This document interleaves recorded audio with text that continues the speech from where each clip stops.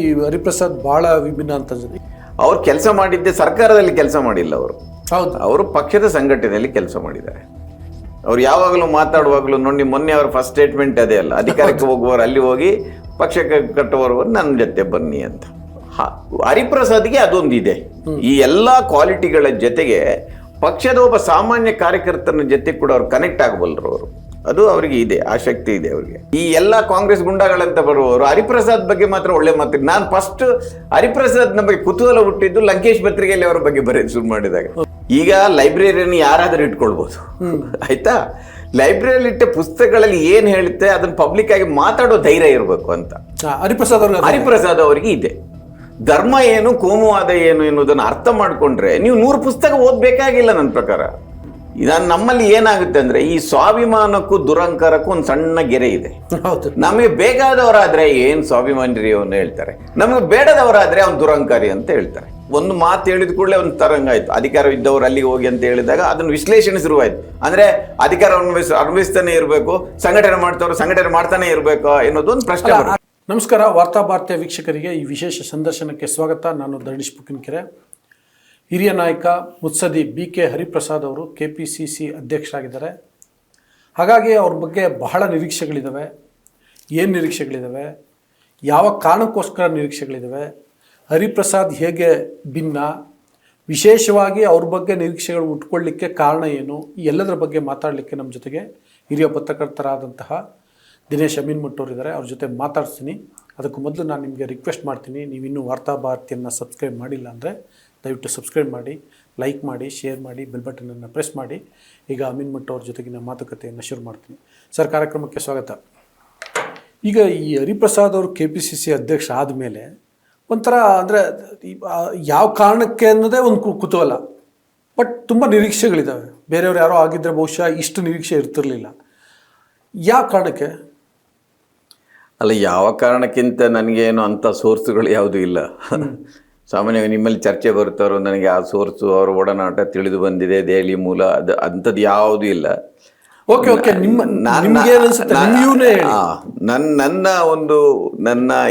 ನನ್ನ ಅನುಭವದ ಪ್ರಕಾರ ಒಂದು ಅನಾಲಿಸಿಸ್ ಮಾಡಿ ಅದನ್ನು ಹೇಳೋದಾದರೆ, ಒಬ್ಬ OBC ಮುಖ್ಯಮಂತ್ರಿಯನ್ನು ತೆಗೆದಾಗ ಐಂದ ವರ್ಗವನ್ನು ಪ್ಲೀಸ್ ಮಾಡಬೇಕನ್ನೋ ಒಂದು ಉದ್ದೇಶ ಖಂಡಿತ ಇದೆ ಅವರಿಗೆ, ಹೈಕಮಾಂಡ್ಗೆ. ಅದು ಭಾಳ ಮುಖ್ಯ ರಾಜಕೀಯವಾಗಿ. ಅದನ್ನು ನೋಡಿದಾಗ ಇವರಿಗಿಂತ ಅರ್ಹ ವ್ಯಕ್ತಿ ಬೇರೆ ಯಾರೂ ಇರಲಿಕ್ಕಿಲ್ಲ. ಯಾಕೆಂದರೆ ಪಕ್ಷದ ಸಂಘಟನೆಯಲ್ಲಿ ಅವ್ರು ಕೆಲಸ ಮಾಡಿದ್ದೆ ಸರ್ಕಾರದಲ್ಲಿ ಕೆಲಸ ಮಾಡಿಲ್ಲ. ಅವರು ಪಕ್ಷದ ಸಂಘಟನೆಯಲ್ಲಿ ಕೆಲಸ ಮಾಡಿದ್ದಾರೆ. ಅದು. ಆಮೇಲೆ ಅವರಿಗೆ ಯಾಕೆ ಅವರು ಅರ್ಹರಂದರೆ, ಅವರು ಮನಿ ಬ್ಯಾಗ್ ಅಲ್ಲ. ಅವರು ಈಗ ಸಾಮಾನ್ಯವಾಗಿ ಏನಾಗುತ್ತೆ ಅಂದರೆ, ಪಕ್ಷದ ಅಧ್ಯಕ್ಷರು ಯಾರಿಗೆ ಕೊಡ್ತಾರೆ, ರಿಸೋರ್ಸ್ಫುಲ್ ಆಗಿ ಯಾರು ಇರ್ತಾರೆ ಅವ್ರಿಗೆ ಕೊಡ್ತಾರೆ, ಅನಿವಾರ್ಯ ಕೂಡ, ದುಡ್ಡು ಬೇಕು, ಅದಕ್ಕೆ ಬೇಕು. ಆದರೆ ಇವ್ರ ಹತ್ರ ಅದಲ್ಲ. ಇವರು ಅವರ ಪಕ್ಷ ನಿಷ್ಠೆ ಇದೆ ಅಲ್ಲ, ಕಾಂಗ್ರೆಸ್ ಪಕ್ಷದ ಬಗ್ಗೆ ಇರುವ ನಿಷ್ಠೆ, ಅದು ವಿವಾದಾತೀತ. ಅದು ಯಾರು ಪ್ರಶ್ನಾತೀತ. ಅವರ ಗಾಂಧಿ ಕುಟುಂಬದ ನಿಷ್ಠೆ ಕೂಡ ಪ್ರಶ್ನಾತೀತವನ್ನೇ, ಆಯ್ತಾ? ಅವರ ಸೈದ್ಧಾಂತಿಕ ಬದ್ಧತೆ ಕೂಡ ಪ್ರಶ್ನಾತೀತ. ಆಮೇಲೆ ಅವರಿಗೆ ಒಂದು ಸಾಮಾನ್ಯ ಕಾರ್ಯಕರ್ತರ ಜೊತೆ ಒಂದು ಕನೆಕ್ಟ್ ಇದೆ ಅವರಿಗೆ. ಅವ್ರು ಯಾವಾಗಲೂ ಮಾತಾಡುವಾಗಲೂ ನೋಡಿ, ಮೊನ್ನೆ ಅವ್ರ ಫಸ್ಟ್ ಸ್ಟೇಟ್ಮೆಂಟ್ ಅದೇ ಅಲ್ಲ, ಅಧಿಕಾರಕ್ಕೆ ಹೋಗುವವರು ಅಲ್ಲಿ ಹೋಗಿ ಪಕ್ಷಕ್ಕೆ ಕಟ್ಟುವವರು ನನ್ನ ಜೊತೆ ಬನ್ನಿ ಅಂತ. ಅದರಿಂದ ಅವರು ಮೊದಲಿಂದಲೂ ಅದೊಂದು ಅವರಿಗೆ ಕನೆಕ್ಟ್ ಆಗ್ತದೆ. ಈಗ ಕಳೆದ ಕೆಲವು ವರ್ಷಗಳಿಂದ ಏನಾಗಿದೆ ಅಂದರೆ, ಪಕ್ಷದ ಕಾರ್ಯಕರ್ತರಲ್ಲಿ ಒಂದು ಸಣ್ಣ ಅಸಮಾಧಾನ ಇದೆ, ನಮ್ಮನ್ನು ಕೇಳುವವರು ಯಾರು ಇಲ್ಲ ಅಂತ. ಸಾಮಾನ್ಯವಾಗಿ ಇರುತ್ತೆ. ಅಂದರೆ BJPಯಲ್ಲಿ ಒಂದು ಕ್ಯಾಡರ್, ಅದು ಐಡಿಯಾಲಜಿಕಲ್ ಪಾರ್ಟ್, ಒಂದು ಕ್ಯಾಡರ್ ಇರುತ್ತೆ. ಶಿವಕುಮಾರ್ ಫಸ್ಟ್ ಅಧ್ಯಕ್ಷರಾದಾಗ ಹೇಳಿದರು, ನಾನೊಂದು ಕ್ಯಾಡರ್ ಕಟ್ತೇನೆ ಅಂತ ಹೇಳಿದರು. ಅವರು ಎಷ್ಟು ಕಟ್ಟಿದ್ದಾರೆ ಇಲ್ಲೋ ಗೊತ್ತಿಲ್ಲ. ಇಲೆಕ್ಷನ್ ಬಂದಾಗ ಬೂತ್ಗಳಲ್ಲಿ ಕೂಡ್ಲಿಕ್ಕೆ ಜನ ಸಿಗೋದಿಲ್ಲ ಇವರಿಗೆ. ಅಂದರೆ ನಮ್ಮವ್ರು ಯಾರು ಇಲ್ಲ, ನಮ್ಮನ್ನು ಯಾರು ಕೇಳುವವರು ಇಲ್ಲ ಅಂತ. ಹರಿಪ್ರಸಾದ್ಗೆ ಅದೊಂದಿದೆ. ಈ ಎಲ್ಲ ಕ್ವಾಲಿಟಿಗಳ ಜೊತೆಗೆ ಪಕ್ಷದ ಒಬ್ಬ ಸಾಮಾನ್ಯ ಕಾರ್ಯಕರ್ತನ ಜೊತೆ ಕೂಡ ಅವ್ರು ಕನೆಕ್ಟ್ ಆಗಬಲ್ಲರು. ಅದು ಅವರಿಗೆ ಇದೆ, ಆ ಶಕ್ತಿ ಇದೆ ಅವರಿಗೆ. ಅದರಿಂದ ಈ ಎಲ್ಲ ದೃಷ್ಟಿಯಿಂದ ನೋಡಿ, ಭಾಳ ಮುಖ್ಯವಾಗಿ ಒಬ್ಬ OBC ಮುಖ್ಯಮಂತ್ರಿಯನ್ನು ತೆಗೆದ ಕಾರಣ ಒಂದು ರಿಪ್ಲೇಸ್ಮೆಂಟ್ ಒಬ್ಬ OBC ಬರಬೇಕು. ಒಬ್ಬ ಒಕ್ಕಲಿಗ ಸಮುದಾಯದ ಮುಖ್ಯಮಂತ್ರಿ ಆಗಿದ್ದಾರೆ, ಸೊ OBC ಬರಬೇಕು. ಅದಕ್ಕಾಗಿ ಆ ಕಾಂಬಿನೇಷನ್ ಮಾಡಿದ್ರು ನೋಡಿ. ಒಬ್ಬ ಡೆಪ್ಟಿ ಚೀಫ್ ಮಿನಿಸ್ಟರ್ ಪರಿಶಿಷ್ಟ ಜಾತಿ, ಇವರು ಒಬ್ಬ ಒಕ್ಕಲಿಗ ಮುಖ್ಯಮಂತ್ರಿ, ಇಬ್ಬರು ಕ್ಯಾಬಿನೆಟ್, ಈಶ್ವರ್ ಖಂಡ್ರೆ ಮತ್ತು MB ಪಾಟೀಲ್ ಇಬ್ಬರಿಗೂ ಕೊಟ್ಟರು. ಇವರನ್ನು ಕೊಟ್ಟರು. ಸೊ ಇದು ಅವರಿಗೆ ಕೊಟ್ಟ ಆ ಕಾರಣಕ್ಕಾಗಿ ಅವರನ್ನು ಮಾಡಿದ್ದಾರೆ. ಅವ್ರಿಗೇನು ಮನಸ್ಸಿತ್ತ ನನಗೆ ಗೊತ್ತಿಲ್ಲ. ನನ್ನ ಪ್ರಕಾರ ಅವರು ನೋಡಿ, ಇಷ್ಟು ದಿನ ಅವರು ಒಂದೇ ಒಂದಿನ ಸಚಿವರಾಗಿ ಮಾಡ್ಲಿಕ್ಕಾಗಿಲ್ಲ. ಅವ್ರಿಗೆ ಒಂದು ಸಣ್ಣ ಆಸೆ ಇದ್ದಿರ್ಲೂಬಹುದು, ನನಗೆ ಗೊತ್ತಿಲ್ಲ. ಆದರೆ ದುಡ್ಡು ಮಾಡ್ಬೇಕಂತ ಏನಲ್ಲ. ಅವ್ರಿಗೆ ನಾನು ನೋಡಿದ್ದೇನೆ, ಅವ್ರೀಗ ಅವರ ಇಡೀ ರಾಜಕೀಯ ಬದುಕು ನೋಡಿದ್ದೇನೆ. ನನಗೆ ಅವರು 33 ವರ್ಷ ಇದ್ದಾಗ ದಿನದಿಂದ ಅವ್ರಿಗೆ ಪೆನ್ ಫ್ರೆಂಡ್, ನಾನು ಪತ್ರ ಮಿತ್ರ, ಅವರಿಗೆ ಪತ್ರ ಬರೀತಾ ಇದ್ದೆ ನಾನು ಆ ಕಾಲದಲ್ಲಿ. ಅವರು ನಾನು ಸುಮ್ಮನೆ ಹೇಳ್ತಾ ಇಲ್ಲ, ಅವ್ರ ಪತ್ರಗಳು ನನ್ನ ಹತ್ರ ಇದೆ, ಬೇಕಾದ್ರೆ ಐ ಕ್ಯಾನ್ ಪ್ರೊಡ್ಯೂಸ್, ಆಯ್ತಾ? ಅದು ನಮ್ಮ ಖಾಸಗಿ ವಿಚಾರಗಳು. ಅದರಿಂದ ಆ ದಿನದಿಂದ ಅವರಲ್ಲಿ ನೋಡಿ, ಲಂಕೇಶ್ ಕೂಡ ಯಾವತ್ತೂ ಕೂಡ ಈ ಎಲ್ಲ ಕಾಂಗ್ರೆಸ್ ಗುಂಡಾಗಳಂತ ಬರುವವರು ಹರಿಪ್ರಸಾದ್ ಬಗ್ಗೆ ಮಾತ್ರ ಒಳ್ಳೆ ಮಾತು. ನಾನು ಫಸ್ಟ್ ಹರಿಪ್ರಸಾದ್ ಬಗ್ಗೆ ಕುತೂಹಲ ಹುಟ್ಟಿದ್ದು ಲಂಕೇಶ್ ಪತ್ರಿಕೆಯಲ್ಲಿ ಅವರ ಬಗ್ಗೆ ಬರೆಯೋದು ಶುರು ಮಾಡಿದಾಗ. ಒಂಥರ ಈ ನಮ್ಮ ಮನೆ ಹುಡುಗರಿಗೆ ಬೈತಾರಲ್ಲ, ನೀವು ಸರಿಯಾಗಿರ್ಬೇಕು, ಆ ರೀತಿ ಯಾವತ್ತೂ ಕೂಡ ಹರಿಪ್ರಸಾದ್ ಬಗ್ಗೆ ಕೆಟ್ಟದಾಗಿ ಬರೋದಿಲ್ಲ ಲಂಕೇಶ್. ಒಂದು. ಎರಡನೇದಾಗಿ ಒಡ್ಡರ್ಸೆ ರಘುರಾಮ್ ಶೆಟ್ಟರ ಶಿಷ್ಯ ಅವರು, ಆಯ್ತಾ? ಅವರು ಬಹಳ ಸರಿ ಅದನ್ನು ಹೇಳಿದ್ದಾರೆ. ಒಡ್ಡರ್ಸೆ ಇವರ ಫಿಸಿಕ್ ಎಲ್ಲ ನೋಡಿ, ಯಾರೋ ಮೇಲ್ಜಾತಿಯವರು ಅಂತ ಹೇಳ್ಕೊಂಡು ಇವರನ್ನು ಟಾಂಟ್ ಮಾಡ್ತಾ ಇದ್ರಂತೆ. ನಿಮಗೆಲ್ಲ ಅವ್ರು ಹೇಳಿದ್ರಂತೆ, ಇಲ್ಲ ಸ್ವಾಮಿ, ನಾನು ನಿಮ್ಮ ಊರಿನ ಬಂಟ್ವಾಳದ ಬಿಲ್ಲವ ಅಂತ ಹೇಳಿದ ನಂತರ ಅವರಿಗೆ ಯಾವುದೋ ಒಂದು ಪುಸ್ತಕ ಕೊಡ್ತಾರೆ, ಫ್ರೀಡಮ್ ಎಟ್ ಮಿಡ್ ನೈಟ್ ಇರಬೇಕು, ಅದನ್ನು ಕೊಟ್ಟು ಇದನ್ನು ಓದು ಅಂತ ಅವ್ರಿಗೆ ಕೊಟ್ಟಿದ್ರಂತೆ ಒಡ್ಡರ್ಸೆ ಅವರು. ಇನ್ನು ಕೆಲವು ಕಥೆಗಳಿದೆ, ಅದು ಯಾವತ್ತಾದ್ರೂ ಹೇಳ್ತೇನೆ. ಆದರೆ ಆ ಕಾಲದಲ್ಲಿ ಅವರು ಒಡ್ಡರ್ಸೆ ಅವರಿಗೂ ಶಿಷ್ಯರು ಅವರು. ಅಂದರೆ ಈಗ ಒಡ್ಡರ್ಸೆ ಅವರನ್ನು ಇಷ್ಟಪಡ್ತಾರೆ, ಲಂಕೇಶ್ ಅವರು ಇಷ್ಟಪಡ್ತಾರೆ ಅನ್ನೋದು ಇವರಲ್ಲಿ ಏನೋ ಇರಬೇಕು ಅಂತ ಇದೆ. ಅದರಲ್ಲಿ ನಾನೇನು ತಕರಾರಿಲ್ಲ. ಆ ಕಾಲದಿಂದ ನಾನು ಅವರಿಗೆ ಪತ್ರ ಬರೆದು, ನೀವು ಸೌತ್ ಕೇಂದ್ರಕ್ಕೆ ಬಂದು ಇಲೆಕ್ಷನ್ ಇಲ್ಲಿ ಅಂತೆಲ್ಲ ಪತ್ರ ಬರೀತಾ ಇದ್ದೆ. ಅವರು ನೋಡಿ, ನನ್ನ ಮಾತು ಕೇಳಿದ್ರೆ ಇವತ್ತು ಅವರು MP ಆಗ್ತಾ ಇದ್ರು, ಅದು ಬೇರೆ ಕಾರಣ.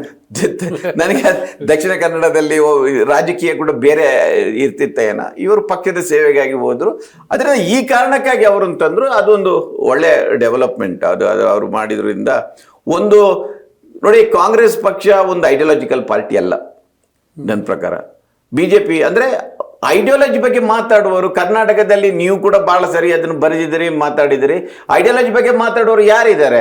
ಒಬ್ಬರು ಸಿದ್ದರಾಮಯ್ಯನವರು ಇರ್ತಾರೆ, ಒಬ್ಬರು ಹರಿಪ್ರಸಾದ್ ಇರ್ತಾರೆ, ಮತ್ತೊಬ್ಬ ಪ್ರಿಯಾಂಕ್ ಖರ್ಗೆ ಇರ್ತಾರೆ, ಸ್ವಲ್ಪ ಮಟ್ಟಿಗೆ ಸತೀಶ್ ಜಾರಕಿಹೊಳಿ ಇರ್ತಾರೆ. ಉಳಿದವರೆಲ್ಲರೂ ಕೂಡ ಸದಾ ಹೊಸಲ್ಲೇ ಹೇಳುವವರು ಎಲ್ಲರೂ. ಕೆಲವರು ಬಾಯಲ್ಲಿ ಹೇಳ್ತಾರೆ, ಕೆಲವರು ಮನಸ್ಸಲ್ಲಿ ಹೇಳ್ತಾರೆ. ಸರ್, ನನಗೆ ಇನ್ನೊಂದೇನು ಗೊತ್ತಾ ಸರ್, ಈಗ ಕಾಂಗ್ರೆಸ್ನಲ್ಲಿ ಬಹಳ ಜನ RSS ಸಿಂಪತೈಸರು ಅಥವಾ ಒಳಗಡೆ ಮನುವಾದ ಇಟ್ಕೊಂಡಿರೋದು, ಕೋಮುವಾದ ಮಾಡೋದು, ಇದೆಲ್ಲ ಇರ್ತದೆ. ಬಟ್ ಸ್ಟಿಲ್ ಅಲ್ಲೂ ಕೂಡ ಒಂದಷ್ಟು ಜಾತ್ಯತೀತವಾಗಿ ಯೋಚನೆ ಮಾಡುವಂಥ ಜನನೂ ಇದ್ದಾರೆ, ಸೈದ್ಧಾಂತಿಕವಾಗಿ ಸ್ಪಷ್ಟತೆ ಇರುವಂಥ ಜನನೂ ಇದ್ದಾರೆ. ನೋಡಿ, ಸೈದ್ಧಾಂತಿಕ ಸ್ಪಷ್ಟತೆ ಇರೋದು ಬೇರೆ, ಸೈದ್ಧಾಂತಿಕ ಸ್ಪಷ್ಟತೆ ಇದ್ದು ಅದನ್ನು ಮಾತಾಡೋದು ಬೇರೆ. ಇವರು ಹರಿಪ್ರಸಾದ್ ಎರಡೂ ಇದೆ, ಅಂದರೆ ಸೈದ್ಧಾಂತಿಕ ಸ್ಪಷ್ಟತೆನೂ ಇದೆ, ಅದನ್ನು ಮಾತಾಡ್ತಿದ್ದಾರೆ. ಅದನ್ನೇ ಹೇಳ್ತಾ ಇರೋದು. ಮೊನ್ನೆಯಿಂದ ಎಲ್ಲ ಲೈಬ್ರರಿಯನ್ನು ತೋರಿಸ್ತಾ ಇದ್ದಾರೆ, ನಾನು ನೋಡ್ತಾ ಇದ್ದೆ. ಎಲ್ಲರೂ ಈಗ ಲೈಬ್ರರಿಯನ್ನು ಯಾರಾದರೂ ಇಟ್ಕೊಳ್ಬೋದು, ಆಯ್ತಾ? ಲೈಬ್ರರಿಯಲ್ಲಿ ಇಟ್ಟ ಪುಸ್ತಕಗಳಲ್ಲಿ ಏನು ಹೇಳುತ್ತೆ ಅದನ್ನು ಪಬ್ಲಿಕ್ ಆಗಿ ಮಾತಾಡೋ ಧೈರ್ಯ ಇರಬೇಕು ಅಂತ ಹರಿಪ್ರಸಾದ್ ಅವರಿಗೆ ಇದೆ. ಯಾಕೆಂದ್ರೆ ನೋಡಿ, ನೀವು ಈಗ BJPಯನ್ನು ವಿರೋಧಿಸಲಿಕ್ಕೆ, RSS ಅನ್ನು ವಿರೋಧಿಸಲಿಕ್ಕೆ ನೀವು 100 ಪುಸ್ತಕ ಓದಬೇಕಾಗಿಲ್ಲ. ನೀವು ಧರ್ಮವನ್ನು ಸರಿಯಾಗಿ ಅರ್ಥ ಮಾಡಿಕೊಂಡ್ರೆ ಸಾಕು. ಧರ್ಮ ಏನು, ಕೋಮುವಾದ ಏನು ಎನ್ನುವುದನ್ನು ಅರ್ಥ ಮಾಡಿಕೊಂಡ್ರೆ ನೀವು 100 ಪುಸ್ತಕ ಓದಬೇಕಾಗಿಲ್ಲ ನನ್ನ ಪ್ರಕಾರ. ಯಾಕೆಂದ್ರೆ ಈಗ ಕೋಮುವಾದದ ವಿರುದ್ಧ ಮಾತಾಡೋದು ಅಂದ್ರೆ ಸತ್ಯ ಮಾತಾಡೋದು ಅಂತ, ಕೋಮುವಾದದ ಪರ ಮಾತಾಡೋದು ಸುಳ್ಳು ಮಾತಾಡೋದು ಅಂತ ಅಷ್ಟೇ. ಸತ್ಯ ಮತ್ತು ಸುಳ್ಳು ಅಷ್ಟೇ ಇರೋದು. ಸತ್ಯ ಮಾತಾಡೋಕೆ ಧೈರ್ಯ ಬೇಕು. ಆ ಧೈರ್ಯ ಅವರಿಗಿದೆ. ನಾನು ಈಗಲೂ ಹೇಳ್ತೇನೆ, ಈಗ ಅವರು ಅಧ್ಯಕ್ಷರಾಗಿದ್ದರಿಂದ ಮುಂದಿನ ಚುನಾವಣೆಯಲ್ಲಿ ಒಂದು 150 ಸೀಟ್ ಕಾಂಗ್ರೆಸ್ ಬರುತ್ತೆ ಅಂತ ನಾನಂತೂ ನಿರೀಕ್ಷೆ ಮಾಡೋದಿಲ್ಲ. ಆದರೆ ಪಕ್ಷಕ್ಕೆ ಅದರ ಹಿತೋತ್ಸಿ ಏನಿದೆ, ಪಂಡಿತ್ ಜವಾಹರ್ಲಾಲ್ ನೆಹರು ಏನು ಹೇಳಿದ್ದಾರೆ, ಗಾಂಧೀಜಿ ಏನು ಹೇಳಿದ್ದಾರೆ, ಆ ಕಾಂಗ್ರೆಸ್ಸಿನ ಒಂದು ಪರಂಪರೆ ಏನಿದೆ ಅದನ್ನು ಖಂಡಿತ ರೀಎಸ್ಟಾಬ್ಲಿಷ್ ಮಾಡಲಿಕ್ಕೆ, ಅದರ ರಿಸಲ್ಟ್ ಸಿಗುವಾಗ ಲೇಟ್ ಆಗ್ಬೋದು, ಆದರೆ ಅದನ್ನು ರೀಎಸ್ಟಾಬ್ಲಿಷ್ ಮಾಡಲಿಕ್ಕೆ ಇವರಿಂದ ಸಾಧ್ಯ ಇದೆ ಅಂತ ನನಗೆ ಅನಿಸೋದು. ಅವರಿಗೆ ಅವಕಾಶ ಇದೆ. ಆಮ ನಂತರ ಇವರಿಗೆ ಕೆಲವು ಅಡ್ವಾಂಟೇಜ್ಗಳು ಕೂಡ ಇದೆ. ಇವರಿಗೆ ಅಡ್ವಾಂಟೇಜ್ ಇದೆ. ಇದು ನೋಡಿ, ಇವರು ಬಹಳ ಹೈಕಮಾಂಡಿಗೆ ಅವ್ರ ಹತ್ರ ಹೋಗಿ ಕೇಳಿಕೊಂಡು ಆಗಿದ್ದಲ್ಲ. ಹೈಕಮಾಂಡ್ ಸಿಲೆಕ್ಟೆಡ್, ಆಯ್ತಾ? ಅದರಿಂದ ಇವರಿಗೆ ಆ ಋಣ ಏನಿಲ್ಲ. ನಾನೇನೋ ಇಂಥ ಪ್ರಾಮಿಸ್ ಮಾಡಿದ್ದೇನೆ, ನಾನು 150 ಸೀಟ್ ತರಬೇಕು, ಅದು ಯಾವುದೂ ಇಲ್ಲ ಅವರಿಗೆ.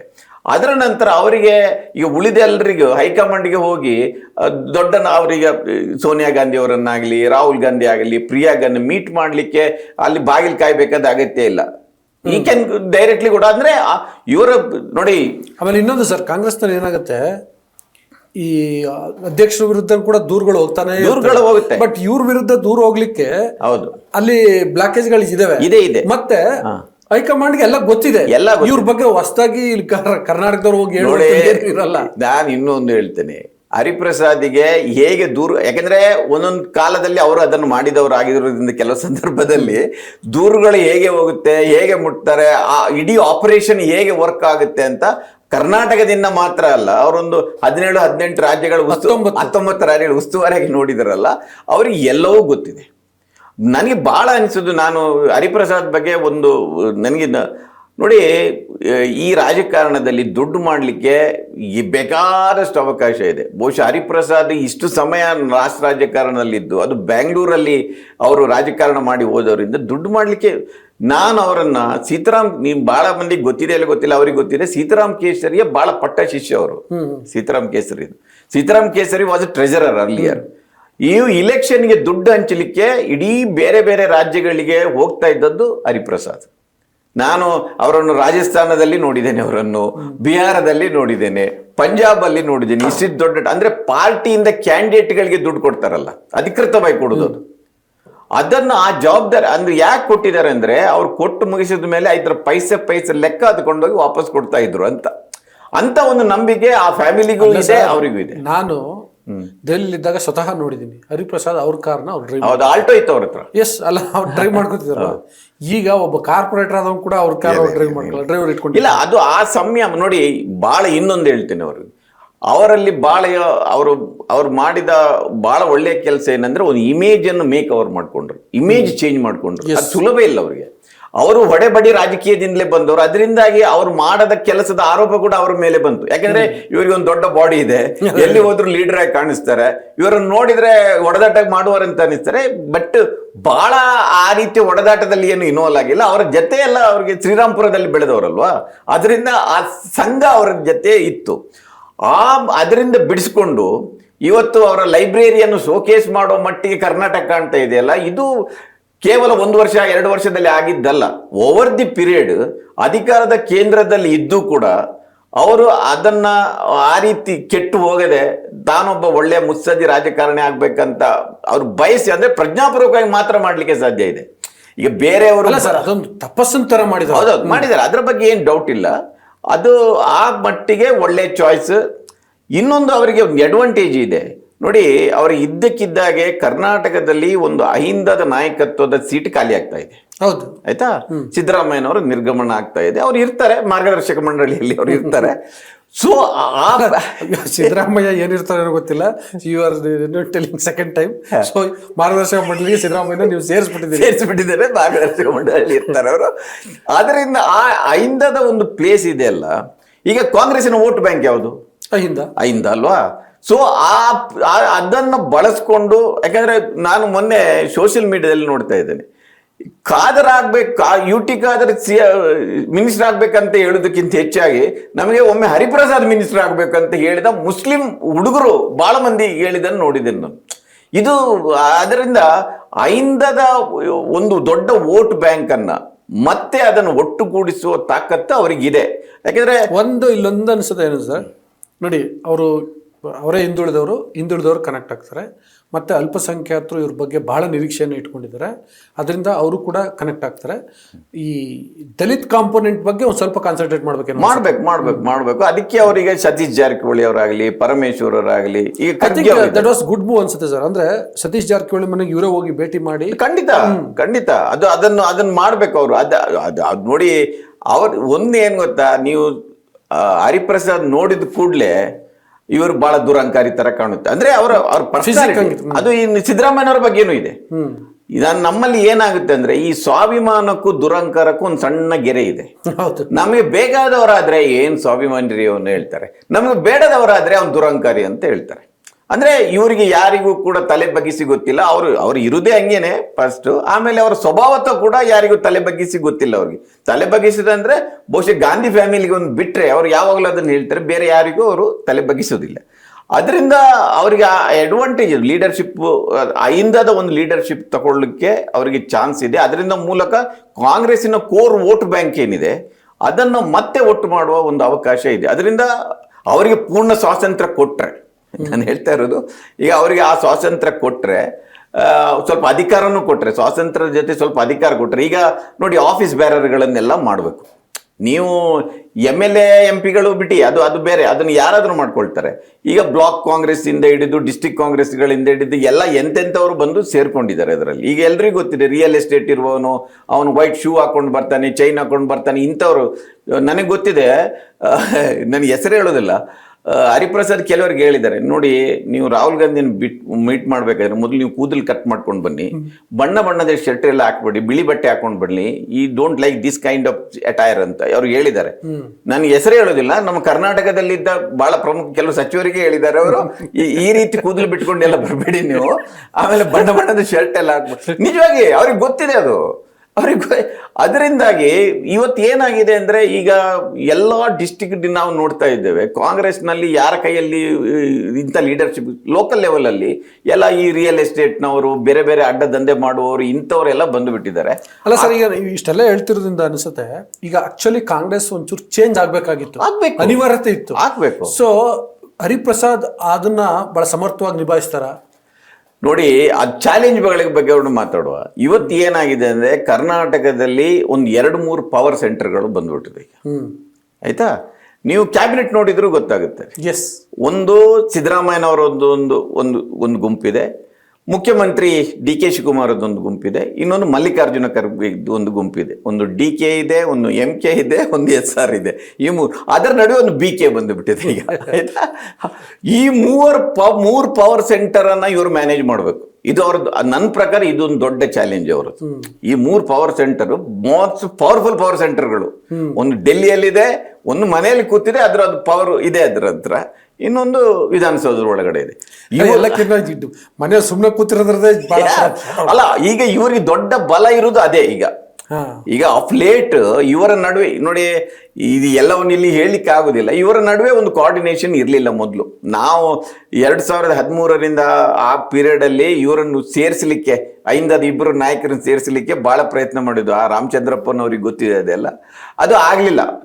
ಏನೋ ಕರ್ನಾಟಕದ ಒಳ್ಳೇದಕ್ಕೋ ಅಲ್ಲ ಅಹಿಂದ ಸಮುದಾಯದ ಒಳ್ಳೇದಕ್ಕೋ ಏನೋ ಅವರಿಗೆ ಒಟ್ಟಾಗಿದ್ದಾರೆ. ನೋಡಿ ಸರ್, ನೋಡಿ ಈಗ ಸಿದ್ದರಾಮಯ್ಯ, ಹರಿಪ್ರಸಾದ್ ಒಂದಾಗಿದ್ದಾರೆ, ಮತ್ತೆ ಮೊನ್ನೆ ಇವರು ಹೋಗಿ ಸತೀಶ್ ಜಾರಕಿಹೊಳಿ ಭೇಟಿ ಮಾಡಿದ್ದಾರೆ, ಜಮೀರ್ ಕೂಡ ಮಾಹಿತಿ ಇದೆ. ಬಟ್ ಅಂದ್ರೆ ಇದೆಲ್ಲ ನೋಡ್ತಿದ್ರೆ ಅಹಿಂದ ಅರಳುಗಟ್ಕೊಳ್ಳಿಕ್ಕೆ ಒಂದು ಅವಕಾಶ ಇದೆ. ಆದ್ರೆ ಅದು ಪ್ರಶ್ನೆ ಈಗ ನೋಡಿ, ಈಗ ನೀವು ಕಾಸ್ಟ್ ಸೆನ್ಸಸ್ ರಿಪೋರ್ಟ್ ಇದೆ ಅಂತ ತಿಳ್ಕೊಳ್ಳಿ. ಈಗ ನೆಕ್ಸ್ಟ್ ಚಾಲೆಂಜ್ ಅದೇ ಬರುತ್ತೆ. ಅದು ಕೇವಲ ಮುಖ್ಯಮಂತ್ರಿಗಳ ಎದುರಿಗಿನ ಚಾಲೆಂಜ್ ಅಲ್ಲ, ಪಕ್ಷದ ಅಧ್ಯಕ್ಷರದ್ದು ಚಾಲೆಂಜ್ ಅದು. ಆಯ್ತಾ, ಇನ್ನೊಮ್ಮೆ ಇದೇ ಹರಿಪ್ರಸಾದ್ ಅವ್ರು ಏನು ಹೇಳಿದ್ರು ಗೊತ್ತಾ, ಐ ಥಿಂಕ್ ಶೇಷಾದ್ರಿಪುರಂ ಕಾಲೇಜಲ್ಲಿ ಮಾತಾಡಿದ್ರು, ನಾನು ಇದ್ದೆ ಅಲ್ಲಿ. ಸರ್ಕಾರ ಹೋದ್ರು ಸರಿ, ಜಾತಿ ಗಣತಿ ಜಾರಿಯಾಗ ಅದನ್ನು ಇನ್ನೇ ನನ್ನ ಹತ್ರನೇ ಹೇಳಿದ್ದಾರೆ, ಬಹಳ ಹಿಂದೆ ಅದನ್ನ ನನ್ನ ಹತ್ರನೇ ಹೇಳಿದ್ದಾರೆ. ಅದ್ರ ಬಗ್ಗೆ ಅವರು ಬಹಳ ಬಹಿರಂಗ ಕಾರ್ಯಕ್ರಮದಲ್ಲಿ ಅದೇ ಬಹಿರಂಗವಾಗಿ ಹೇಳಿದ್ದಾರೆ. ಬಹುಶಃ ನೋಡಿ, ರಾಹುಲ್ ಗಾಂಧಿ ಅವರು ಹಿಂದುಳಿದ ವರ್ಗದವರದ್ದು ಏನೋ ಒಂದು ಸಮಿತಿ ಮಾಡಿ ಸಮ್ಮೇಳನ ಮಾಡೋದ್ರಲ್ಲೂ ಕೂಡ ಇವರದೊಂದು ರೋಲ್ ಇದೆ. ಆಯ್ತಾ, ಆ ಕಾಲದಲ್ಲಿ ಇಲ್ಲಿ ಬಂದಾಗ ಮತ್ತು ಸಿದ್ದರಾಮಯ್ಯನಲ್ಲಿ ಕರ್ಕೊಂಡು ಹೋದಾಗ ಇವರ ಜೊತೆ ಅವರೇ ಹೆಚ್ಚು ಅಡ್ಡಾಡಿದವರು. ಅದು ಅವರಿಗೆ ಒಂದಷ್ಟು ಬ್ರೀಫಿಂಗ್ ಇವರ ಕಡೆಯಿಂದಲೂ ಬಂದಿರ್ಬೋದು, ಅಂದರೆ ಅಗತ್ಯ ಇದೆ ಅಂತ. ಆದರೆ ಈಗ ಗೆಹ್ಲೋಟ್ ಇದ್ದಾರೆ, ಇವರು ಭಾಳ ಅಚ್ಚುಮೆಚ್ಚಿನವರು. ಆಮೇಲೆ ನಿಮ್ಮ ಜಾರ್ಖಂಡ್ನ ಯಾರವರು ಮಾಜಿ ಮುಖ್ಯಮಂತ್ರಿ, ಅವರು ಇವರದೇ ಕ್ಯಾಂಡಿಡೇಟ್, ಅವರು ಮುಖ್ಯಮಂತ್ರಿ ಆಗಿರೋದು. ಸಾರಿ, ಛತ್ತೀಸ್ಗಢದ್ದು ಭೂಪೇಶ್ ಬಘೇಲ್ ಇವರಿಗೆ ಬಹಳ ಹತ್ತಿರದವರು.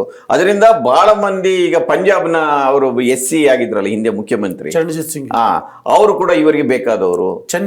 ಚೆನ್ನಿ ಅವರೆಲ್ಲ ಇವರಿಗೆ ಬೇಕಾದವರೇ. ಅದರಿಂದ ಆ ಎಲ್ಲ ಒಂದು ದೊಡ್ಡ ಇವರಿಗೆ ಒಂದು ಅಡ್ವಾಂಟೇಜ್ ಏನೆಂದ್ರೆ, ಕರ್ನಾಟಕದಲ್ಲಿ ಬೇರೆ ಯಾರಿಗೂ ಇಲ್ಲದ ಒಂದು ನ್ಯಾಷನಲ್ ನೆಟ್ವರ್ಕ್ ಅಲ್ಲಿ ಇದ್ದಾರೆ ಅವರು. ಆಯ್ತಾ, ಅವ್ರಿಗೆ ಎಲ್ಲಾ ರಾಜ್ಯಗಳಲ್ಲಿ ಅವರ ಹಿತೈಷಿಗಳಿದ್ದಾರೆ ಮತ್ತು ಅವರಿಗೆ ಒಂದು ಸಪೋರ್ಟ್ ಬೇಸ್ ಇದೆ. ಇವರು ಒಳ್ಳೆ ಕೆಲಸ ಮಾಡಿದರೆ ಇವರಿಗೆ ಹೈಕಮಾಂಡ್ನ ಆಶೀರ್ವಾದ ಅಂತ ಇರುತ್ತೆ. ಆಯ್ತಾ, ಅದನ್ನು ಹೇಗೆ ಬಳಸ್ಕೊಳ್ತಾರೆ ಅನ್ನೋದು ಅವ್ರು ನೋಡ್ಬೇಕು.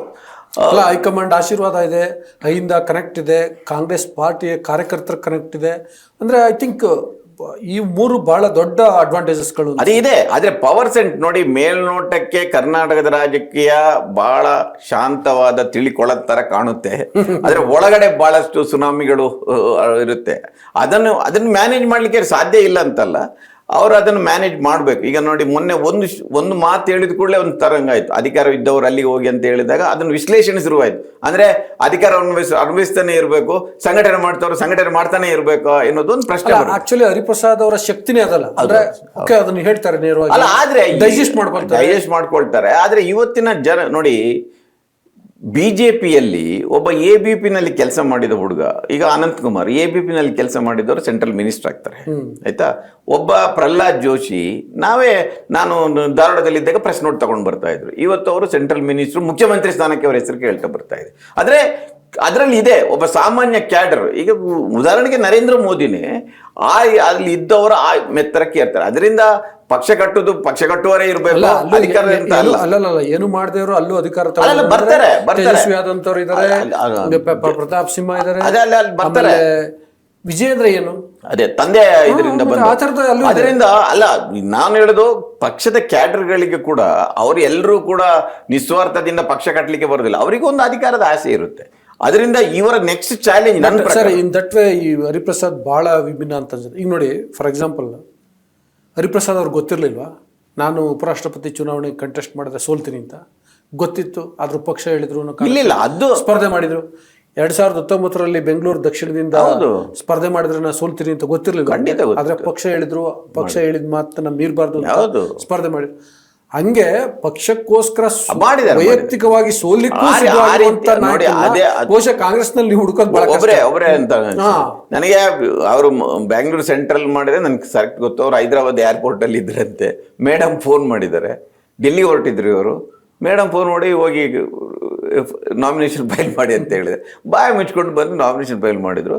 ಸಿಕ್ಕಾಪಟ್ಟೆ ದುಃಖದಲ್ಲಿದ್ರು ಅವರು.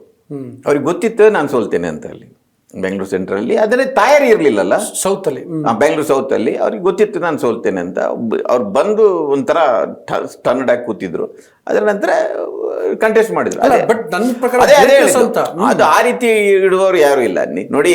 ಅವರ ಶಕ್ತಿ ಏನಂದ್ರೆ, ಅವರು ಅಹಮದ್ ಪಟೇಲ್ ಅಂಡರ್ ಅಲ್ಲಿ ಕೆಲಸ ಮಾಡಿದವರು. ರಾತ್ರಿ 2 ಗಂಟೆ 3 ಗಂಟೆಗೆ ಅವರು ಅಹಮದ್ ಬಾಯಿದು ಫೋನ್ ಬರ್ತದೆ, ಬನ್ನಿ ಅಂತ. ಬರ್ತಾರೆ, ನಾಳೆ ಬೆಳಿಗ್ಗೆ ಗುಜರಾತಿ ಹೊರಡ್ಬೇಕು ಅಂತ. ಸೊ ಈ ರೀತಿ ಬಹಳ ಮಂದಿ ಹೇಳ್ತಾರೆ ಏನಂದ್ರೆ, ಅಲ್ಲಿ ಆ ಹೈಕಮಾಂಡ್ಗೆ ಸುತ್ತ ಇದ್ದವರು ಎಲ್ಲ ಅವರನ್ನು ಹಾಳು ಮಾಡಿ, ಹೈಕಮಾಂಡ್ ಅಲ್ಲಿ ಇದ್ದವರು ಕೆಲಸ ಮಾಡ್ಲಿಕ್ಕೆ ನಾನೊಬ್ಬ ದಕ್ಷಿಣ ಕನ್ನಡದವನು ಅನ್ನೋ ಕಾರಣಕ್ಕೆ ಹೇಳುದಲ್ಲ. ದಕ್ಷಿಣ ಕನ್ನಡದವರೇ ಯಾಕೆ ಇರ್ತಾರೆ, ದಕ್ಷಿಣ ಕನ್ನಡದವರೇ ಯಾಕೆ ಇರ್ತಾರೆ ಅಂದ್ರೆ, ಅವ್ರ ಆ ಹಾಡು ನೋಡಿ. ಎಲ್ರು ಜನಾರ್ದನ್ ಪೂಜಾರಿ, ಆಸ್ಕರ್ ಫೆರ್ನಾಂಡಿಸ್, ವೀರಪ್ಪ ಮೊಯ್ಲಿ, ಹರಿಪ್ರಸಾದ್, ಇವರೆಲ್ಲರೂ, ಮಾರ್ಗರೆಟ್ ಆಳ್ವಾ ಹಾರ್ಡ್ ವರ್ಕಿಂಗ್ ಅಂತ ನಾನು ಹೇಳೋದಿಲ್ಲ. ಇವರು ಎಲ್ಲರೂ ಕೂಡ ದೇ ಆರ್ ಹಾರ್ಡ್ ವರ್ಕಿಂಗ್. ರಾತ್ರಿ 1 ಗಂಟೆ 2 ಗಂಟೆ 3 ಗಂಟೆವರೆಗೆ ಮಲಗುವವರಲ್ಲ ಇವರು. ನಾನು ನೋಡಿದ್ದೇನೆ ಅವರನ್ನೆಲ್ಲ. ಸೊ ಅವರು ಇವರ ಹತ್ರ ನೀವು ಎಕ್ಸ್ಪೆಕ್ಟ್ ಮಾಡಿ. ಈಗ ನೋಡಿ, ಸಾಮಾನ್ಯವಾಗಿ ಒಂದು ಪಕ್ಷ ಅಧಿಕಾರದಲ್ಲಿ ಇದ್ದಾಗ KPCCಗೆ ಬಹಳ ಸ್ಟ್ರಾಂಗ್ ವ್ಯಕ್ತಿಯನ್ನ ಅಧ್ಯಕ್ಷರು ಮಾಡೋದಿಲ್ಲ. ಯಾರು ಮುಖ್ಯಮಂತ್ರಿ, ಈಗ ನೋಡಿ SM ಕೃಷ್ಣ ಇದ್ದಾಗ MV ರಾಜಶೇಖರನ್, ಅಲ್ಲಂ ವೀರಭದ್ರಪ್ಪ ಇಂಥವ್ರನ್ನ ಮಾಡ್ತಾರೆ. ಇದು ಫಸ್ಟ್ ಟೈಮು. ನೀವು ಹರಿಪ್ರಸಾದ್ ಅನ್ನ ಆ ರೀತಿ ನೀವು ಟಚ್ ಮಾಡ್ಲಿಕ್ಕೆ ಆಗೋದಿಲ್ಲ. ಈಗ ಹರಿಪ್ರಸಾದ್ ದಮ್ಮಿ ಅಂತ ಹೇಳಲಿಕ್ಕೆ ಆಗೋದಿಲ್ಲ. ಅವರು ಸುಮ್ಮನೆ ನಾಮಕಾವಸ್ಥೆ ಇದ್ದು ಹೋಗೋರಲ್ಲ. ಅವ್ರನ್ನ ನಾವ್ ಹೇಳೋದ್ ಬಿಡಿ, ಅವರೇ ಹೇಳಿದಾರೆ ಮೊನ್ನೆ ಅಧಿಕಾರ ಬೇಕಾದ್ರೆ ಅಲ್ಲ ಅಂತ. ಅದೇ ಪಕ್ಷ ಬೇಕಾದ್ರೆ ಬನ್ನಿ ಮುಖಾಂತರ. ಆದ್ರೆ ನನ್ನನ್ನ ಟೇಕನ್ ಫಾರ್ ಗ್ರಾಂಟೆಡ್ ಮಾಡ್ಕೋಬೇಡಿ ಸಂದೇಶನ ಬಹಳ ಸ್ಪಷ್ಟವಾಗಿ. ಆಮೇಲೆ ಈಗಲೂ ನ್ಯಾಷನಲ್ ಲೆವೆಲ್ ಅಲ್ಲಿ ಕೂಡ ರಾಹುಲ್ ಗಾಂಧಿ ಮಾತಾಡುವ ದಾಟಿಯಲ್ಲಿ ಮಾತಾಡುವ ಕೆಲವೇ ಸ್ಟೇಟ್ ಅಲ್ಲ, ನ್ಯಾಷನಲ್ ಲೆವೆಲ್ ಅಲ್ಲಿ ಕೂಡ ಅವರೊಬ್ರೆ. ಅದರಿಂದ ರಾಹುಲ್ ಗಾಂಧಿ ಇವರಿಗೆ ಬೆಂಗಾವಲಿಯಾಗಿ ನಿಲ್ಲೇಬೇಕಾದ್ರು ಇವತ್ತು. ಯಾಕಂದ್ರೆ ಅವ್ರು ಹೇಳೋದನ್ನೇ ಅವ್ರು ಮಾಡ್ತಾ ಇರೋದು. ಇದು ಅವರ ಅಡ್ವಾಂಟೇಜ್ ನೋಡಿ. ಇಲ್ಲಿ ಇನ್ನೊಂದು ಒಮ್ಮೊಮ್ಮೆ ಅನಿಸುತ್ತೆ, ಈಗ ಬಹಳ ಮಂದಿ ಅಧ್ಯಕ್ಷ ಗಾದಿಗೆ ಹೋಗ್ಲಿಕ್ಕೆ ತಯಾರು ಕೂಡ ಇಲ್ಲ ಇಲ್ಲಿ. ಯಾಕೆಂದ್ರೆ ಇನ್ನು 2 ವರ್ಷ ಇದೆ. ಈಗ ಏನು 2 ವರ್ಷದಲ್ಲಿ ಇವರು 150 ಸೀಟ್ ತಗೊಂಡು ಬಂದ್ರು ಕೂಡ ಏನು ಹರಿಪ್ರಸಾದನ್ ಮುಖ್ಯಮಂತ್ರಿ ಮಾಡ್ತಾರ? ನನ್ನ ಪ್ರಕಾರ ಕಷ್ಟ ಅದು. ನೋಡಿ ಇಲ್ಲೂ ಕೂಡ ಇನ್ನೊಂದು ಸರ್, ನೋಡಿ ಈಗಲೂ ಇನ್ನೊಂದು ಹೇಳ್ತೀನಿ. ಕರ್ನಾಟಕದ ಇತಿಹಾಸ ನೋಡಿದ್ರೆ ಸರ್ಕಾರ ರಿಪೀಟ್ ಆಗಿಲ್ಲ, ಆಯ್ತಾ? ಸರ್ಕಾರ ಕರ್ನಾಟಕ ಜನ ಬದಲಾಯಿಸ್ತಿದ್ದಾರೆ. ಸೊ ಇಲ್ಲೂ ಆಂಟಿ ಇನ್ಕಂಬೆನ್ಸಿ ಬರ್ಬೋದು, ಹೌದು. ಅದರೆಲ್ಲದ್ರ ನಡುವೆ ಕೂಡ ಅಂದ್ರೆ ಈ ತರದೊಂದು ಅಸೈನ್ಮೆಂಟ್ ನ ಹರಿಪ್ರಸಾದ್ ಒಪ್ಕೊಂಡಿದಾರಲ್ಲ. ಅದೇ ಇದು ಕೂಡ ಇದು ಈಗ ನೋಡಿ, ನನ್ ತಿಳಿದಾಗೆ ಸತೀಶ್ ಜಾರಕಿಹೊಳಿ ಅವರು ಆ ಪದವಿ ಬಯಸಿದ್ರು ಕೂಡ ಅವ್ರು ಓಪನ್ ಆಗಿ ಹೇಳಿದ್ರು 28ಕ್ಕೆ ನನ್ನ ಇರುದು, ನಾನು ಆನಂತರ ಈಗ ನನ್ನ ಹತ್ರನೇ ಹೇಳಿದ್ರು ಅವರು, ಬೇರೆ ನಾನು ಅಂತೆ ಏನಲ್ಲ, ಈಗ ಇದು ಶಿವಕುಮಾರ್ ಅವರದ್ದು ಮತ್ತು ಸಿದ್ದರಾಮಯ್ಯನವ್ರದ್ದು ಈ 5 ವರ್ಷ ಮುಗಿದ್ರೆ 28ಕ್ಕೆ ನಾನು ಮುಖ್ಯಮಂತ್ರಿ ಅಭ್ಯರ್ಥಿ, ಈಗ ಅಲ್ಲ ಅಂತ ಹೇಳಿದ್ರು. ಅಂದ್ರೆ ಅವರಿಗೆ ಆ ರೀತಿ ಒಂದು ಅಂಬಿಷನ್ ಇತ್ತು, ಅದರಿಂದ ಅವ್ರು ಬಂದಿದ್ರೆ ಅದಿತ್ತು. ಆದ್ರೆ ಇವರಿಗೆ ಅದಿಲ್ಲ. ಈಗ ಅದು ಮುಂದೆ ರಾಜಕೀಯವನ್ನು ಯಾರು ಡಿಫೈನ್ ಮಾಡುವಾಗಿಲ್ಲ, ಏನೂ ಆಗ್ಬೋದು, ಅದು ಬೇರೆ. ಅದು ಇಲ್ಲದೆ ಇದ್ರೂ ಕೂಡ ಅವ್ರು ಪಕ್ಷ ಕಟ್ಟಲಿಕ್ಕೆ ಬಂದಿರೋದು. ಅದರಿಂದ ಇದು ಎಲ್ಲವೂ ಕೂಡ ಒಬ್ಬ ಇದರ ಮೂಲಕ ನಾನು ಹೇಳೋದು ದೊಡ್ಡ ಮಟ್ಟದಲ್ಲಿ ಏನಾಗುತ್ತೆ ಏನಿಲ್ಲ, ಒಬ್ಬ ಸಾಮಾನ್ಯ ಕಾಂಗ್ರೆಸ್ ಕಾರ್ಯಕರ್ತನಿಗೆ ಮತ್ತು ಅದಕ್ಕಿಂತಲೂ ಹೆಚ್ಚಾಗಿ ಕಾಂಗ್ರೆಸ್ ಅನ್ನ ಬೆಂಬಲಿಸುವ ಬೇರೆ ಪ್ರಗತಿಪರರು ಇರಲಿ, ಸಾಮಾನ್ಯ ಜನ, ವೋಟರ್ ಮೆಂಬರ್ ಅಲ್ಲದವರು, ಇವತ್ತು ಕಾಂಗ್ರೆಸ್ ಅನ್ನು ಬೆಂಬಲಿಸ್ತಾ ಬಂದ ಒಂದು ದೊಡ್ಡ ಸಮುದಾಯಗಳೆಲ್ಲ ಇದೆಯಲ್ಲ, ಅವ್ರಿಗೆ ಒಂದು ಖುಷಿಯಾಗಿದೆ. ಏನೋ ಒಬ್ಬ ಈ ಒಳ್ಳೆ ವ್ಯಕ್ತಿ, ಒಂದು ಐಡಿಯಾಲಜಿಕಲ್ ಆಗಿ ಮಾತಾಡಬಲ್ಲ ವ್ಯಕ್ತಿ, ನಾವು ನಂಬಬಹುದಾದ ವ್ಯಕ್ತಿ ಅಂತ ಬಂದಿದೆ. ಇದು ಕಾಂಗ್ರೆಸ್ಗೆ ಇದು ಈ ವೋಟರ್ಸ್ ಇದ್ದಾರಲ್ಲ, ಸಪೋರ್ಟ್ ಗ್ರೂಪ್, ಅದು ಸ್ವಲ್ಪ ವಾಪಸ್ ಹೋಗ್ತಾ ಇತ್ತು. ಇದು ಬಿಜೆಪಿಗೆ ಇವ್ರಿಗೆ ಏನು ವ್ಯತ್ಯಾಸ ಇಲ್ಲ ರೀ, ಇವರು ಅವರೇ ಬಂದ್ರೆ ಇವರೇ ಬಂದರು, ಸರಿಯಾಗಿ ಮಾತಾಡೋರು ಇಲ್ಲ, ಅವ್ರಿಗೆ ಸರಿಯಾಗಿ ಉತ್ತರ ಕೊಡುವವರಿಲ್ಲ, ಇವರು ಸಾಫ್ಟ್ ಹಿಂದುತ್ವ ಮಾಡ್ತಾ ಇದ್ದಾರೆ, ಅವ್ರಿಗೆ ಏನು ಡಿಫರೆನ್ಸ್.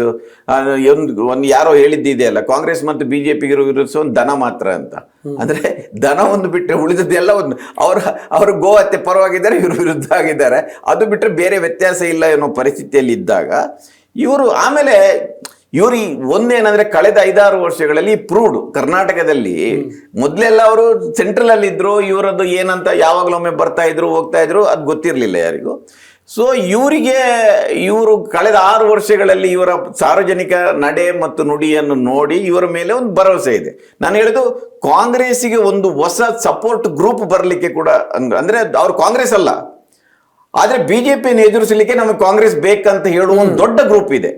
ಈಗ 35-36% ವೋಟ್ ಅಲ್ಲಿ ಕಾಂಗ್ರೆಸ್ಸಿನ ಕೋರ್ ವೋಟ್ ಬ್ಯಾಂಕ್ ಇರೋದು ಒಂದು 10-20% ಇರ್ಬೋದು ನನ್ನ ಪ್ರಕಾರ. ಉಳಿದದ್ದು ಇದೆಯಲ್ಲ, ಒಂದ್ಸರಿ ಅವರಿಗೆ ಆಗ್ತಾರೆ, ಒಂದ್ಸರಿ ಇವರಿಗೆ ಆಗ್ತಾರೆ. ಆ ವೋಟ್ ಬ್ಯಾಂಕ್ ಅನ್ನು ಅಟ್ರಾಕ್ಟ್ ಮಾಡ್ಲಿಕ್ಕೆ ಹರಿಪ್ರಸಾದಿಗೆ ಸಾಧ್ಯ ಇದೆ.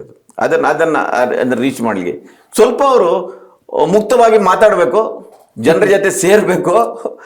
ಯಾಕಂದ್ರೆ ಅವ್ರಿಗೆ ಇಡೀ ಪರ್ಸನಾಲಿಟಿ ಹಾಗೆ ಇದೆ. ಅದು ಏನ್ ಅವ್ರು ಇನ್ನು ಹೈಟ್ ಅವ್ರನ್ನ ಕಡಿಮೆ ಮಾಡ್ಕೊಳ್ಲಿಕ್ಕೆ ಆಗೋದಿಲ್ಲ. ಅವ್ರು ಹಂಗೆ ಇರ್ತಾರೆ, ಹಾಗೆ ಇರಬೇಕು. ಸ್ವಲ್ಪ ಮುಖದಲ್ಲಿ ಒಂದು ನಗು ಇರಬೇಕು. ಬಹಳ ಸಿಟ್ಟು ಮಾಡ್ಕೊಂಡು ಏನ್ ಮಾಡ್ಲಿಕ್ಕೆ ಆಗೋದಿಲ್ಲ. ನಗ್ನಗ್ತಾನೆ ಕ್ರಾಂತಿ ಮಾಡ್ಬೋದು, ಸಿಟ್ಟಾಗಿ ಮಾಡಿ ಕ್ರಾಂತಿ ಮಾಡ್ಬೇಕಂತ ಏನು ಇಲ್ಲ. ಅದನ್ನು ಮಾಡ್ಲಿಕ್ಕೆ ಸಾಧ್ಯ ಇದೆ, ಅವ್ರದ್ದು ಮಾಡ್ಬೇಕು. ನಂದೊಂದು ವೈಯಕ್ತಿಕವಾದೊಂದಿದೆ, ನಾನು ಹೇಳ್ತೇನೆ. ನಾನು ಅವರಿಗೆ ಬಹಳ ಹಿಂದೆನೇ ಹೇಳಿದ್ದೇನೆ, ನೀವು ಒಂದು 5 ಜಿಲ್ಲೆ, ಕರಾವಳಿ 5 ಸುತ್ತಮುತ್ತದ 5 ಜಿಲ್ಲೆಗಳನ್ನು ಕಾನ್ಸಂಟ್ರೇಟ್ ಮಾಡಿ. ಅಂದ್ರೆ ದಕ್ಷಿಣ ಕನ್ನಡ, ಈಗ ಅವ್ರು ಇಡೀ ರಾಜ್ಯ ಕಾನ್ಸಂಟ್ರೇಟ್ ಅಲ್ಲ, ಆಯ್ತು ಮಾಡ್ಲಿ. ನಾನು ಹೇಳಿದೆಲ್ಲ, ಇದು ನನ್ನ ಪರ್ಸನಲ್, ನನ್ನ ಸ್ವಾರ್ಥ. ಇದು ದಕ್ಷಿಣ ಕನ್ನಡ, ಉಡುಪಿ, ಉತ್ತರ ಕನ್ನಡ ಮತ್ತು ಚಿಕ್ಕಮಗಳೂರು, ಶಿವಮೊಗ್ಗ. ಇದರಲ್ಲಿ ಅಡ್ವಾಂಟೇಜ್ ಏನಂದ್ರೆ, ಈ ಭಾಗದಲ್ಲಿ ಈಗ ಅವರಿಗೆ ಜಾತಿ ಮೇಲೆ ನಂಬಿಕೆ ಇದೆಯಾ ಇಲ್ವೋ ಅದು ಬೇರೆ ವಿಚಾರ. ಜಾತಿ ಕೂಡ ಒಂದು ದೊಡ್ಡ ಕಂಪೋನೆಂಟ್ ಅದು ರಾಜಕೀಯದ್ದು. ಇವರು ಈಡಿಗ ಬಿಲ್ಲವ ಸಮುದಾಯಕ್ಕೆ ಸೇರಿದವರು. ಈಗ ದಕ್ಷಿಣ ಕನ್ನಡದ ಉಡುಪಿಯಲ್ಲಿ ಬಹಳ ದೊಡ್ಡ ಕ್ಲಾಶ್ ಇರೋದು ಬಿಲ್ಲವರು ಮತ್ತು ಮುಸ್ಲಿಮರ ನಡುವೆ. ಇವತ್ತು ಆ ಬಿಲ್ಲವರು ಮತ್ತು ಮುಸ್ಲಿಮರ ವೋಟ್ ಬ್ಯಾಂಕ್ ಒಟ್ಟಿಗೆ ಇದ್ದಾಗ ಬಿಲ್ಲವರೊಂದು 30% ಇದ್ದಾರೆ, ಇವರೊಂದು 25% ಇದ್ದಾರೆ. ಅದರಿಂದ ಆಸ್ಕರ್ ಫೆರ್ನಾಂಡಿಸ್ ಅಂತ ಒಬ್ಬ ಮೈಕ್ರೋಸ್ಕೋಪಿಕ್ ಮೈನಾರಿಟಿ, ಇದು ಬ್ಯಾಕ್ವರ್ಡ್ ಕಮ್ಯುನಿಟಿ ಅವರು 5 ಬಾರಿ ಲೋಕಸಭೆಗೆ ಹೋದ್ರು. ಜನಾರ್ದನ್ ಪೂಜೆ ಅವರು 4 ಸಾರಿ ಹೋದ್ರು. ಇದನ್ನು ಯೋಚಿಸಿ ಇವರ ನಡುವೆ ಒಂದು ಬಿರುಕುಂಟು ಮಾಡಿದ್ದಾರೆ, ಬಿಲ್ಲವರು ಮತ್ತು ಇವರ ನಡುವೆ. ಅದನ್ನ ಮತ್ತೆ ಒಟ್ಟುಗೂಡಿಸಲಿಕ್ಕೆ ಕೇವಲ ಹರಿಪ್ರಸಾದ್ ಅವರಿಗೆ ಮಾತ್ರ ಸಾಧ್ಯ ಇದೆ ಅಂತ ನನ್ನ ಪ್ರಕಾರ. ಹರಿಪ್ರಸಾದ್ ಅವರಿಗೆ ಮಾತ್ರ ಸಾಧ್ಯ ಇದೆ. ಯಾಕೆಂದ್ರೆ ಇವತ್ತು ಮುಸ್ಲಿಂ ಸಮುದಾಯ ಅವರನ್ನು ಪೂರ್ತಿಯಾಗಿ ನಂಬುತ್ತೆ. ಬಿಲ್ಲವ ಸಮುದಾಯದಲ್ಲಿ ಲೀಡರ್ಗಳೇ ಇಲ್ಲ. ಜನಾರ್ದನ್ ಪೂಜೆ ಅವರು ಹೋದ ನಂತರ ಲೀಡರ್ಗಳಿಲ್ಲ. ಅವ್ರು ಏನಾದರೂ ಆ ರೀತಿಯ ಆ ರೋಲನ್ನು ಅವರು ತಗೊಂಡ್ರೆ, ಈಗ ಬಹಳ ದೊಡ್ಡ ಕೋಮುವಾದದ ಪ್ರಯೋಗಶಾಲೆ ಯಾವುದು, ಹಿಂದುತ್ವದ ಪ್ರಯೋಗಶಾಲೆ ಯಾವುದು, ಅಲ್ಲಿಂದಲೇ ಹುಟ್ಕೊಂಡಿರೋದು ಒಂದು ಅನ್ನೋದಿದೆ. ದಕ್ಷಿಣ ಕನ್ನಡ ಹಿಂದುತ್ವದ ಪ್ರಯೋಗಶಾಲೆ, ಅಲ್ಲಿಯೇ ಈ RSSನ ತವರು ಅಲ್ಲೇ ಇರೋದು. ಅದೊಂದು ಇದೇ ಕಾರಣಕ್ಕಾಗಿ ಏನಾದರೂ ಆ ನಡುವಿನ ವೈಮನಸ್ಸನ್ನು ಕಡಿಮೆ ಮಾಡಿಬಿಟ್ಟಿದೆ. ಎಲ್ಲ ಕಡೆ ನಡೀಬೇಕು. ಮುಸ್ಲಿಮರ ಜೊತೆ ಹಿಂದುಳಿದ ಜಾತಿಗಳು ಇವತ್ತು RSSನ ಕಾಳಾಳುಗಳಿಗಾಗಿ ಕೆಲಸ ಮಾಡ್ತಾ ಇದ್ದಾರೆ. ಬಹಳ ದೊಡ್ಡ ಚಾಲೆಂಜ್ ಅದು. ದಲಿತರಲ್ಲೂ ಇದ್ದಾರೆ, ಬಟ್ ಹಿಂದುಳಿದ ಜಾತಿಗಳಲ್ಲಿ ಜಾಸ್ತಿ ಇದ್ದಾರೆ. ಅದರಿಂದ ಹಿಂದುಳಿದ ಜಾತಿಗಳನ್ನು ಮತ್ತು ಮುಸ್ಲಿಮರನ್ನ ಇವರ ನಡುವೆ ಒಂದು ಸಾಮರಸ್ಯವನ್ನು ಅದಕ್ಕೆ ಹೊಸದಾಗಿ ಮಾಡಬೇಕಾಗಿಲ್ಲ, ಅದು ಇತ್ತು ಹಿಂದೆ. ಅದನ್ನು ರೀಎಸ್ಟಾಬ್ಲಿಷ್ ಮಾಡುವಂತ ಒಂದು ಕೆಲಸವನ್ನು ಇವರು ಮಾಡಿದ್ರೆ ಇವರ ಕೆಲಸ ಬಹಳ ಸುಲಭ, ಏನು ಸಮಸ್ಯೆ ಏನಿಲ್ಲ. ಅದು ಮತ್ತೆ ಕಾಂಗ್ರೆಸ್ಸಿನ ಹಳೆಯ ಗತವೈಭವವನ್ನು ಮರುಸ್ಥಾಪನೆ ಮಾಡಲಿಕ್ಕೆ ಇವರಿಗೆ ಸಾಧ್ಯ ಆಗುತ್ತೆ. ಆ ಕೆಲಸವನ್ನು ಅವ್ರು ಮಾಡಬೇಕಾಗುತ್ತೆ ಅಂತ. Thank you sir. ವೀಕ್ಷಕರ, ಇಷ್ಟೊತ್ತು ದಿನೇಶ್ ಅಮೀನ್ಮಠ್ ಅವ್ರ ಮಾತುಗಳನ್ನು ಕೇಳಿದ್ರಿ. ಈಗ ನಿಮ್ಮ ಅಭಿಪ್ರಾಯ ಏನು ಅಂತ ಕಮೆಂಟ್ ಬಾಕ್ಸಲ್ಲಿ ತಿಳಿಸಿ. ಜೊತೆಗೆ ಇನ್ನೂ ವಾರ್ತಾ ಭಾರತಿಯನ್ನು ಸಬ್ಸ್ಕ್ರೈಬ್ ಮಾಡಿಲ್ಲ ಅಂದರೆ ದಯವಿಟ್ಟು ಸಬ್ಸ್ಕ್ರೈಬ್ ಮಾಡಿ, ಲೈಕ್ ಮಾಡಿ, ಶೇರ್ ಮಾಡಿ, ಬೆಲ್ ಬಟನನ್ನು ಪ್ರೆಸ್ ಮಾಡಿ. Thank you. ನಮ್ಮ ಕಾರ್ಯಕ್ರಮಗಳನ್ನು ನೀವು ನೋಡ್ತಾ ಇದ್ರೆ ನಮ್ಮ ಚಾನೆಲ್ ಅನ್ನ ಸಬ್ಸ್ಕ್ರೈಬ್ ಮಾಡಿ, ಪಕ್ಕದ ಬೆಲ್ ಐಕಾನ್ ಒತ್ತಿ ನಮ್ಮನ್ನ ಬೆಂಬಲಿಸಿ. ಹಾಗೆ ನಮ್ಮ ಕಾರ್ಯಕ್ರಮಗಳನ್ನ ಲೈಕ್ ಮಾಡಿ, ಕಮೆಂಟ್ ಮಾಡಿ, ಅದನ್ನ ಬೇರೆಯವರಿಗೂ ವಾಟ್ಸ್ಆಪ್ ಮೂಲಕ ಶೇರ್ ಮಾಡಿ. ನೀವು ಹೀಗೆ ಮಾಡಿದಾಗ ನಮ್ಮ ಚಾನೆಲ್ ಇನ್ನಷ್ಟು ಮತ್ತಷ್ಟು ಜನರಿಗೆ ತಲುಪಲು ನೀವು ನಮ್ಮೊಂದಿಗೆ ಸಹಕರಿಸಿದ ಹಾಗಾಗುತ್ತೆ. ಇದು ನೀವು ಯಾವುದೇ ಖರ್ಚಿಲ್ಲದೆ ಕೆಲವೇ ಸೆಕೆಂಡುಗಳಲ್ಲಿ ನೀಡಬಹುದಾದ ಸಹಕಾರ. ಧನ್ಯವಾದಗಳು.